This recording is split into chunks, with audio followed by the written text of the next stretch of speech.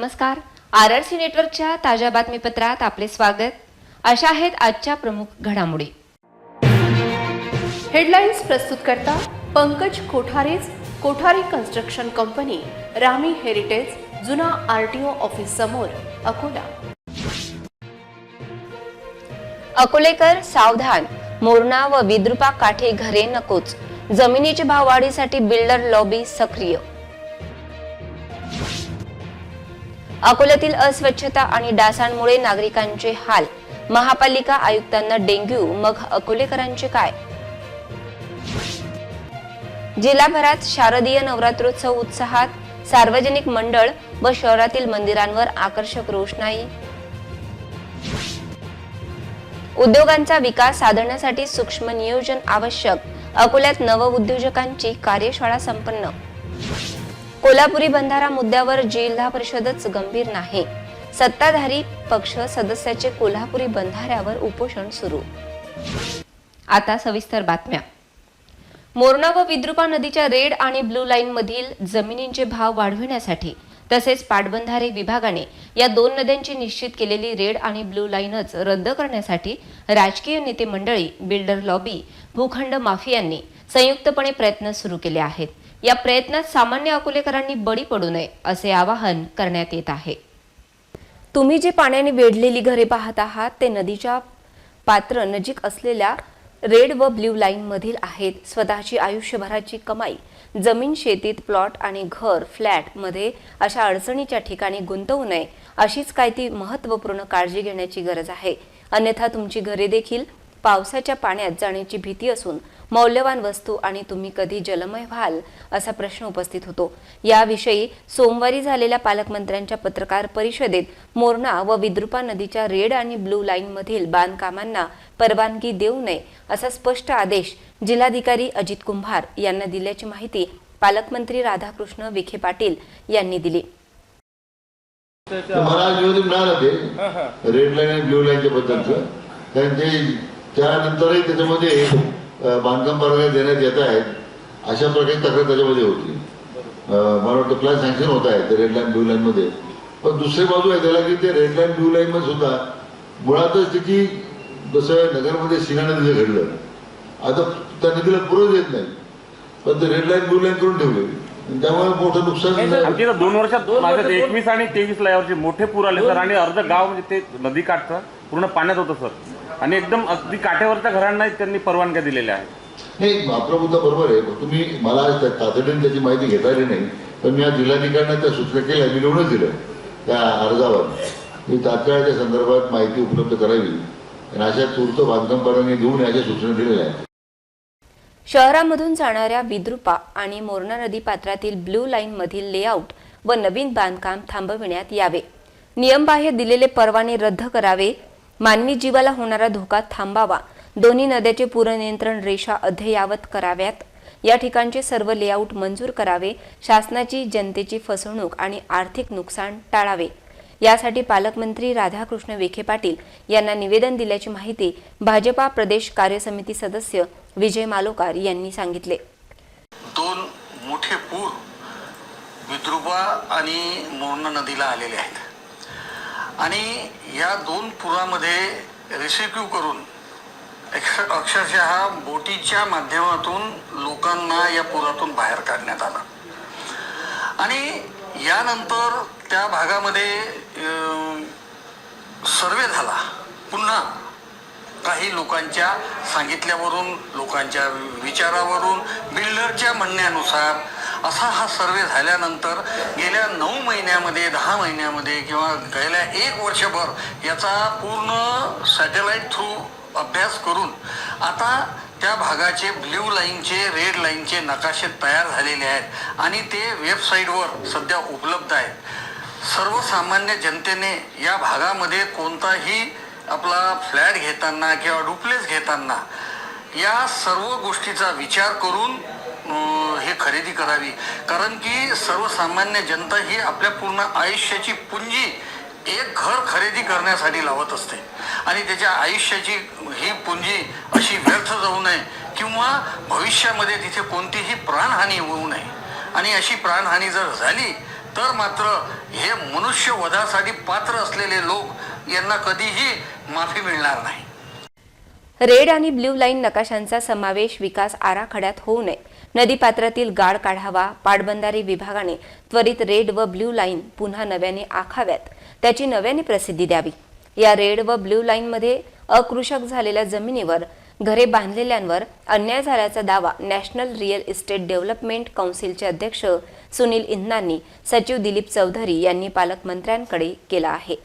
निळी व लाल रेषा निरस्त करणे तसेच विकास योजनाकरिता पुन्हा नव्याने या रेषांची पाहणी करण्याची मागणी या दोघांनी केली आहे. से जो मोरना और विद्रुपा नदी बहती है उसके ऊपर अभी जल संपदा विभाग ने नीली और लाल रेखा का जो अन्यायपूर्वक या जो वास्तविक नहीं है ऐसी लाइन जो है प्रदर्शित की है, उसकी वजह से हमारे अकोला शहर के लाखों लोग बाधित होने वाले हैं. वहाँ पे किसी भी प्रकार का कोई बिल्डिंग प्लान सैंक्शन नहीं होगा. इसके लिए अभी हम लोग सब लोग हमारी पूरी संगठना तीनों चारों संगठनाएं अकोला की, ये हम माननीय राधाकृष्ण विखे पाटिल सर, आमदार श्री रणधीर भाऊ सावरकर इनके नेतृत्व में मिलने गए थे. हमने हमारा निवेदन दिया. माननीय मंत्री महोदय ने अभी तुरंत उसको स्टे दिया है. अकोला शहरातील घाण, अस्वच्छता, नाली सफाईकडे दुर्लक्ष आणि डासांची वाढलेली पैदास आणि डेंग्यूचे वाढलेले रुग्ण पाहता अकोलेकर हैराण झाले आहेत. महापालिकेच्या दिव्याखालीच अंधार दिसत असून डेंग्यूने थेट अकोला महापालिका आयुक्त कविता द्विवेदी यांना गाठल्याची माहिती असून अकोलेकरांच्या आरोग्याचा प्रश्न आता ऐरणीवर आला आहे. अकोला शहरात ठिकठिकाणी साचलेला कचरा, सफाई कामगारांच्या अनेक ठिकाणी कामचुकारपणा, शहरातील मोठ्या व लहान नाल्यांची न झालेली सफाई यामुळे अकोलेकर तर हैराण आहेतच. महापालिकेच्या कार्यालयात शेजारीच कचऱ्याची ढीग असून अस्वच्छता आणि घाण, डासांचा फटका थेट महापालिका आयुक्तांना बसला आहे. महापालिका आयुक्त कविता द्विवेदी काही दिवसांपासून महापालिकेत येत नसल्याने उलटसुलट चर्चांना उधाण आले आहे. अकोला शहरात वाढलेली अस्वच्छता, जनता भाजी बाजार परिसरात असणारी दुर्गंधी यामुळे नागरिकांचे हाल बेहाल होत असून महापालिका कुठल्याही उपाययोजना करीत नसल्याच्या भावना व्यक्त होत आहेत.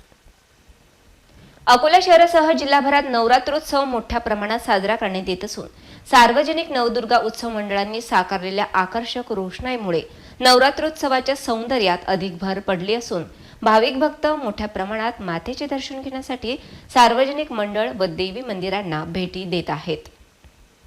घटस्थापनेपासून अकोला शहर व परिसरात नवरात्रोत्सवाला सुरुवात झाली आहे. 15 ऑक्टोबरला विविध सार्वजनिक मंडळांनी वाजत गाजत देवीच्या मूर्ती आणून पंडालमध्ये स्थापन केल्या. स्थानिकांनी साकारलेली आकर्षक देवी मूर्तीची शिल्पे विविध ठिकाणी पाहायला मिळत आहेत.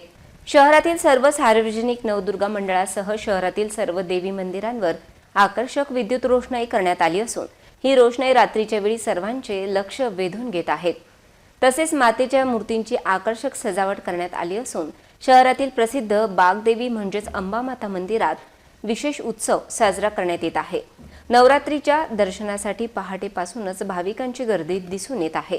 मंगळवारी पहाटेपासून रात्री उशिरापर्यंत भाविकांनी अंबामाता मंदिरात दर्शनासाठी गर्दी केली होती. माता राणीचे हे मंदिर अतिशय प्रसिद्ध असून महिनाभर येथे भाविकांची ये-जा असते. माता राणीचे दर्शन घेतल्यावर सर्वांच्या मनोकामना पूर्ण होतात असा अलौकिक अनुभव प्रत्येकाला मिळतो, अशी प्रतिक्रिया मंदिरात नेहमी येणाऱ्या काही भाविकांनी व्यक्त केली. मी लहानपणापासूनच माझ्या आईसोबत पायी मंदिरात यायची. आमची कुलदैवत अंबा माताच आहे, त्यामुळे आमची लहानपणापासून श्रद्धा आहे. या ठिकाणी आल्यानंतर मनाला एक शांती मिळते आणि आईवर जी श्रद्धा आहे त्या श्रद्धेमुळेच मनामध्ये करुणाभाव उत्पन्न होतो. या ठिकाणी सगळ्या स्तरातले लोक येतात, लहान मोठे, गरीब श्रीमंत. आईच्या दरबारात आल्यानंतर आपण आपलं दुःख विसरून जातो आणि या मंगलमय वातावरणामध्ये खूप छान वाटते. आणि दरवर्षी नवरात्रात तर येते, आईचे उपवास पण करते आणि एरवी पण आम्ही आईच्या दर्शनाला येत असतो. सौ सीमा श्याम गोतरकर, राहणार अकोला. आई जगदंबीच्या कृपानं खूप सर्व काही व्यवस्थित आहे. आईची कृपा दृष्टी अशीच राहो नेहमीसाठी. आणि मी 6 वर्षापासून माझा अनुभव आहे की खूप मला आईपासून खूप चांगलं मिळालं आहे आणि माझी अजूनही आई इच्छा पूर्ण करेलच आणि मनभावेनं मी तिची श्रद्धा करते आणि तिच्यावर विश्वास ठेवते. सर्वप्रथम नवरात्राच्या सर्वांना हार्दिक शुभेच्छा. आज अकोल्याची मोठी आई म्हणजे जगदंबा मातेच्या दर्शनाला मी आलो आणि खरंच इथचं प्रशस्त वातावरण, इथलं ते दिव्य रूप देवीचं हे बघून मला अत्यंत आनंद झाला. आणि खरं तर आज इथे इतकी मोठी सेवा RRC चॅनल आपल्याकरिता देत आहे की मातेच्या दरबारात 2 वाक्य बोलायची मला सुवर्ण संधी दिली RRC चॅनलने. त्याबद्दल त्यांच्यासुद्धा मी मनपूर्वक आभारी आहोत. धन्यवाद सर. उद्योग व सेवा क्षेत्रात बदल होत अनेक संधी निर्माण होत आहेत. त्यानुसार सूक्ष्म, लघु व मध्यम उद्योगांचा विकास साधण्यासाठी जिल्हा व तालुका स्तरावर सूक्ष्म नियोजन आवश्यक असल्याचे प्रतिपादन जिल्हाधिकारी अजित कुंभार यांनी केले. ते जिल्हा उद्योग केंद्रातर्फे आयोजित कार्यशाळा शुभारंभ करताना बोलत होते. उत्पादन व सेवा क्षेत्रात सूक्ष्म, लघु व मध्यम उद्योगांची महत्त्वाची भूमिका आहे. पुढील 5 वर्षात वेगवान विकासाचे उद्दिष्ट निर्धारित करण्यात आले आहे. त्यानुसार तालुका आणि जिल्हा स्तरावर सूक्ष्म नियोजन करून अनेक प्रकारच्या उद्योग व्यवसायांना प्रोत्साहन देण्यात येत आहे. शासनाची स्टार्टअप पॉलिसी त्यासाठी उपयुक्त ठरणार असल्याचे प्रतिपादन मान्यवरांनी केले. यावेळी उद्योग केंद्राचे महाव्यवस्थापक संतोष बनसोड, प्रकल्प अधिकारी प्रसन्न रत्न पारखी, भारतीय पॅकेजिंगचे सहसंचालक डॉक्टर बादल देवांगन, मिटकॉनचे प्रकल्प अधिकारी प्रभाकर चौधरी व मान्यवर उपस्थित होते. जिल्हा परिषदेच्या कोल्हापुरी बंधाऱ्याचा मुद्दा सत्ताधारी पक्षाचे सदस्य रामकुमार गव्हाणकर यांनी अनेकदा उपस्थित करूनही जिल्हा परिषद सत्ताधारी पक्षातील सदस्यांच्या मुद्द्यावर गंभीर नसल्याने अखेर कोल्हापुरी बंधाऱ्यावरच जिल्हा परिषद सदस्य रामकुमार गव्हाणकर यांच्यावर शेतकऱ्यांसह उपोषणाला बसण्याची वेळ आली आहे. कोल्हापुरी बंधाऱ्याच्या प्रश्नावर सत्ताधारी पक्षातील सदस्य राम गव्हाणकर यांच्यावर उपोषणाला बसण्याची वेळ आल्याची चर्चा चांगलीच गाजत आहे.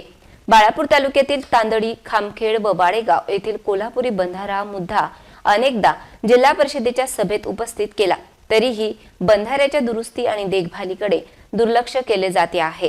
रामकुमार गव्हाणकर यांनी याबाबत पत्रव्यवहार केला आहे. जिल्हा परिषद व लघुपाट बंधारे विभागाने कोल्हापुरी बंधाऱ्याचा प्रश्न गांभीर्याने घ्यावा या मुद्द्यावर रामकुमार गव्हाणकर खामखेड येथील कोल्हापुरी बंधाऱ्याच्या पायथ्याशी उपोषणाला बसले असून कोल्हापुरी बंधाऱ्याला दरवाजे लावून पाणी अडवून शेतकऱ्यांना पाणी उपलब्ध करून द्यायची मागणी केली आहे. माझ्या मतदारसंघात खामखेड या गावी हा कोल्हापुरी बंधारा दिसत आहे. या कोल्हापुरी बंधाऱ्यात वारंवार जिल्हा परिषदकडे स्थायी समिती, सर्वसाधारण सभेत, जलसंधारण या सभेत सुद्धा मी वारंवार या विषयात मागणी केलेली आहे की या बंधाऱ्याची दुरुस्ती हाच नव्हे तर वाडेगाव, तांदळी आणि हा खामखेड हा असे बंधारे 3 बंधाऱ्याची दुरुस्ती आणि त्याचे गेट टाकण्याचं काम करावं. कारण जेणेकरून या बंधाऱ्यावर 200 हेक्टरपर्यंत शेतीसाठी, सिंचनासाठी म्हणजे जो पाणी लागते त्या पाणी या 3 बंधाऱ्या मिळून 200 हेक्टरपर्यंत पाणी लागते. आणि याच्यावर आज शेतकऱ्याची अशी कंडिशन आहे की या एका पाण्यानं पीक जाते. आज कित्येक दिवस झाले पावसाळा नाही आहे आणि हे जर पाणी जर शेतीला जर मिळालं तर त्यांचं शेतकऱ्याचं भलं होते. आणि या विभागाने अद्यापपर्यंत किती वेळा पत्रव्यवहार करून सांगून प्रत्यक्षात भेटून सुद्धा यांनी गेट सुद्धा टाकले नाहीत. आता जर गेट नाही टाकले या पाण्याची धार कमी झालेली आहे. आता तुम्ही बघू शकता इकडे की हे पाण्याची धार पहा केवढीशी झाली, एकदम कमी प्रमाणात झालेली आहे. तर हे जर अडवलं तर एक खूप शेतकऱ्याचा फायदा होणार आहे. एवढी एक शासनाला आग्रहाची विनंती आहे की आता तरी शासनाचे डोळे उघडाव आणि हे गेट बंद करून शेतकऱ्याचं भलं करावं एवढी विनंती करतो. इतरही घडामोडींचा आपण आढावा घेणार आहोत, मात्र छोट्याशा विश्रांतीनंतर. Marcus the readymade multibrand showroom घेऊन आले आहे फुल टू पैसा वसूल मान्सून सेल. खरेदी करा 2 जीन्स आणि मिळवा 1 जीन्स अगदी फ्री फ्री फ्री. तसेच मिळवा 1000 रुपये किमतीचे कॅज्युअल शर्ट फक्त आणि फक्त रुपये 599 मध्ये. म्हणजेच मिळवा 40% पर्यंत महा डिस्काउंट. एवढेच नव्हे तर मिळवा सर्व प्रकारच्या ब्रँडेड फॉर्मल पॅन्ट व फॉर्मल शर्टवर 20% ते 35% पर्यंत महा डिस्काउंट. चला तर मग आजच मार्कस रेडीमेड मल्टीब्रँड शोरूमला भेट द्या आणि फुल टू पैसा वसूल मान्सून सेलचा भरपूर लाभ घ्या.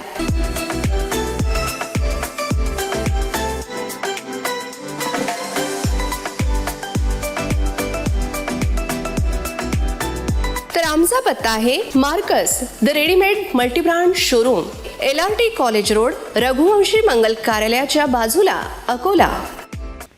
विश्रांतीनंतर पुन्हा एकदा तुम्हा सर्वांचं हार्दिक स्वागत.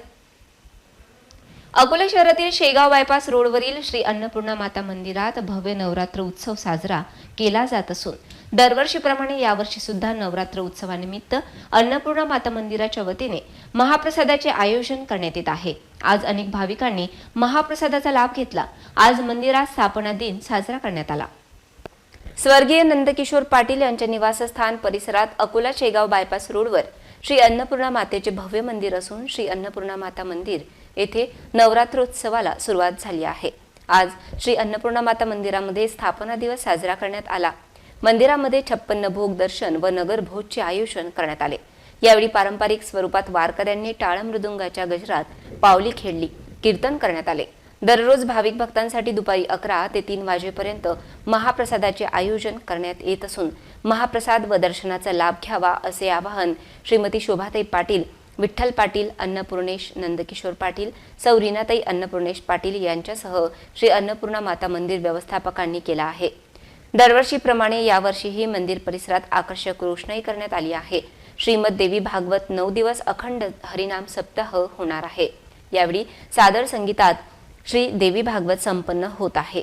यावेळी मंदिराचे पुजारी प्रसाद निंबाळकर गुरुजी, पाठक, व्यवस्थापक मोहन पाटील, दीपक धूळ, निखिल मुरुमकर, कैलास भाकरे, अजय सावरकर, उमेश बढे, गोविंद वर्णे, गोपाल नरवाडे, राम काठोळे, जय गरड, राहुल निघणे, ऋषिकेश मालुकार, वैभव मानकर, गोपाल गाडगे, प्रद्युम्न गाडगे, निखिल गाडगे, स्वप्नील पिसे, पवन उमाळे, प्रवीण वडूरकर, आकाश मांगटे उपस्थित होते. श्री अन्नपूर्णा माता मंदिरामध्ये भाविकांची मोठ्या प्रमाणात गर्दी असते. या मंदिराचे महत्त्व मोठे आहे. नवरात्रोत्सवात नागरिकांनी दर्शनाचा लाभ घेण्याचे आवाहन अन्नपूर्णेश नंदकिशोर पाटील यांनी केले आहे. मागील 27 वर्षांपासून जिल्हा स्त्री रुग्णालयात अखंडपणे असिस्टंट मेट्रन म्हणून सेवा करणाऱ्या सुनंदा भाकरे यांच्या आयुष्यातील संघर्ष, सहन केलेल्या हाल अपेष्टा यावर मात करीत सर्वांपुढे एक प्रेरणादायी आयुष्याचा विचार मांडला असून त्यांच्या कार्यामुळे त्या नवरात्रीतील नवदुर्गा ठरल्या आहेत. जन्मतःच वडिलांचे निधन झाल्याने वडिलांची माया कधी मिळालीच नाही, म्हणून 7 बहिणीमधील मोठ्या बहिणीने पालन पोषण केले. अनेकांनी तिरस्कार केला. जन्मापासून ते आतापर्यंतचा संघर्ष कधीही संपला नाही. तरीही मागील 27 वर्षांपासून जिल्हा स्त्री रुग्णालयामध्ये अखंड सेवा देण्याचे काम सुनंदा भाकरे करीत आहेत. नवरात्रोत्सव हा मातृशक्तीचा उत्सव असून आजवर देशामध्ये अनेक प्रेरणादायी महिलांनी मोठा इतिहास निर्माण केला आहे. हीच प्रेरणा घेऊन 2012 मध्ये व्यसनाधीन पतीचे निधन होऊनही मुलांचे शिक्षण, घरच्या सर्व जबाबदाऱ्या सांभाळून सुनंदा भाकरे आपले कार्य करीत आहेत. नवरात्रोत्सवातील खरी नवदुर्गा म्हणून त्यांच्या कार्याला RRC नेटवर्कचा सलाम. मूर्तिजापूर येथील पुरवठा अधिकारी कार्यालयात येणाऱ्या गोरगरीब जनतेकडून रेशन कार्ड बनविण्याच्या नावाखाली पैसे घेत असल्याचा आरोप करीत वीरवाडा येथील ग्रामस्थांनी उपोषणाचा पवित्रा हाती घेतला आहे. संबंधित अधिकाऱ्यांवर कारवाईची मागणी करण्यात आली आहे. मूर्तिजापूर येथील पुरवठा अधिकारी संदर्भात अनेक तक्रारी असूनही वरिष्ठांचे याकडे दुर्लक्ष का असा प्रश्न उपोषणकर्त्यांनी उपस्थित केला असून नागरिकांकडून 2000 ते 3000 रुपये घेतल्या जात असल्याच्या तक्रारीबाबत न्याय मिळावा याकरिता तालुक्यातील वीरवाडा गावातील ग्रामस्थांनी उपोषणाचा पवित्रा हाती घेतला आहे. च्या गावामध्ये अंत्योदयाचे कार्ड बोगस पैसे घेऊन मॅडमनं बनवले आणि तिच्यावर कडक कारवाई करण्यात यावी, हेच आमचं उपोषण आहे. आमच्या गावात 61 कार्ड बनले. 61 कार्ड बनले तर मग परिस्थिती नाही पाहता गोरगरीब वगळता मोठे मोठे लोकांचे कार्ड बनले. मग 3 गरीब लोकांचे, भूमीन लोकांचे अर्ज आमच्या ग्रामपंचायत मीटिंग होती, आमच्यातनी अर्ज आले. आम्ही ते अर्ज आमसभेत घेतले आणि त्या मॅडम पाशी गेलो की बा हे 3 कार्ड सबमिट करा. ते मॅडम म्हणे की आता मी करू शकत नाही. आम्ही म्हटलं मग आता तुम्ही 61 कार्ड करू शकता आमच्या गावात, हे 3 घेऊ शकत ना का? मॅडम म्हणे माई खुशी, मी हेही बंद करू शकतो. मग आम्हाला हकलून दिलं तिनं. मग आम्हालाच म्हटलं गेटआउट ग्रामपंचायतच्या बाहेर वाहणार तर तुमच्यावर FIR दाखल करी, काढून टाकायला ग्रामपंचायतच्या बाहेर. आमचा अपमान केला त्या मॅडमनं. तिने माफी मागितल्याशिवाय तिच्यावर FIR दाखल केल्याशिवाय आम्ही उपोषण मागे घेणार नाही. सामाजिक अंकेक्षण साधन व्यक्तीकरिता निवड झालेल्या उमेदवारांची यादी नुकतीच प्रकाशित करण्यात आली. यादीमध्ये निवड झालेल्या उमेदवारांच्या गुणांमध्ये मोठी तफावत असून याची गांभीर्याने चौकशी करून भरती प्रक्रिया रद्द करण्याबाबतचे निवेदन देण्यात आले. अकोला जिल्ह्यातील सामाजिक अंकेक्षण साधन व्यक्ती मुलाखतीच्या वेळेस पात्र यादीमध्ये असलेले एकूण गुण आणि निवड झालेल्या यादीतील गुणांमध्ये मोठा फरक निदर्शनास आला असल्याने उमेदवारांवर अन्याय झाला असून निवड प्रक्रियेमध्ये कोणत्याही प्रकारची पारदर्शकता नव्हती असा आरोप निवेदनाद्वारे करण्यात आला असून अर्जासोबत गुणांमध्ये तफावत असलेल्या उमेदवारांची नावे याची चौकशी करून भरती प्रक्रिया रद्द करून नव्याने भरती प्रक्रिया राबविण्यात यावी अशा मागणीचे निवेदन युवकांनी जिल्हाधिकारी यांना दिले. अग्रारोच्या सामाजिक अंकेक्षणाअंतर्गत नवीन भरती घेण्यात आली होती. पात्र यादी लावण्यात आली होती. शैक्षणिक आणि MSCIT अनुभवाच्या गुणाच्या आधारावर त्या गुणामध्ये आणि इंटरव्ह्यूच्या गुणावरून त्यांनी निवड यादी तयार करण्यात आली. परंतु मूळ यादीच्या गुणामध्ये आणि या यादीच्या गुणामध्ये तफावत दिसून येत आहे. करिता आम्ही बेरोजगार विद्यार्थ्यांवर अन्याय होत आहे, करिता न्याय मिळवून देण्यासाठी आम्ही तुमच्या स्टेटमेंट देतो. राज्य परिवहन महामंडळाच्या सरळ सेवेत आरक्षण कोट्यातून निवड होऊनही अद्यापही शासकीय सेवेत सामावून घेण्यात आले नसल्याने त्वरित सेवेत सामावून घेण्याच्या मागणीसाठी विनोद रायबोले यांनी आमरण उपोषणाचा पवित्रा घेतला आहे. उपोषणकर्ते विनोद रायबोले यांनी माहिती दिली की 2016-17 मध्ये राज्य परिवहन महामंडळात सरळ सेवा भरती सेवा कार्यान्वित करण्यात आली होती. त्यामध्ये त्यांची आरक्षण कोट्यात निवड झाली होती. तसेच शासकीय सेवेत भरतीपूर्वी वैद्यकीय चाचणीचे आवश्यक प्रमाणपत्र सादर केल्यानंतर 30 दिवसांचे प्रशिक्षणही देण्यात आले. असे असताना त्यांना अद्याप शासकीय सेवेत सामावून घेण्यात आलेले नाही. त्यांना सेवेत सामावून घेण्यासाठी त्यांनी वरिष्ठ अधिकाऱ्यांशी आवश्यक तो सर्व पत्र व्यवहार केला, तरीही त्यांना सेवेत सामावून घेण्यात आले नाही. त्यामुळे सेवेत रुजू होईपर्यंत आमरण उपोषण सुरू ठेवण्याचा इशारा त्यांनी दिला.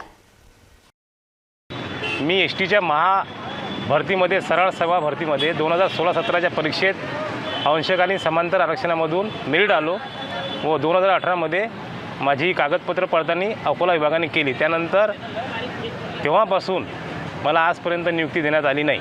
मी बरेचसे कागदपत्र दिले, बरेचसे अर्ज केले, परंतु अजून त्यांनी कोणताही निर्णय घेतला नाही. परंतु 2023मध्ये महाव्यवस्थापकाचे आदेश आले की जेवढे सरळ सेवा भरती 2016-17मधले सहाय्यक व लिपिक आहेत त्यांना सामावून घेण्याचे आदेश आले. त्यानुसार अकोला विभागाने माझी जी फाईल आहे ती यवतमाळ विभागाला वर्ग केली व तिथे माझं कागदपत्राची पडताळणी, वैद्यकीय तपासणी व त्याच्यानंतर सेवापूर्वती जो प्रशिक्षण झालं.